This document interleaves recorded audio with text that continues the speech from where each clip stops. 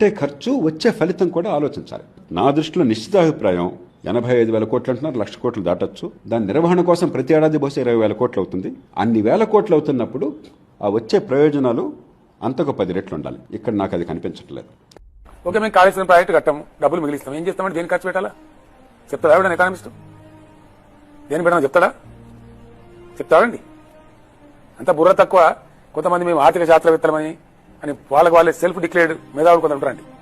వాని ఇష్టమైన మాట చెప్తాడు, ఏది పడితే ఉచిత సలహా చెప్తాడు. మరి తెలంగాణకు నీళ్ళేవండి, పరిశ్రమలకు నీళ్ళు ఎట్లా, సాగునీళ్ళు ఎట్లా, తాగునీళ్ళు ఎట్లా?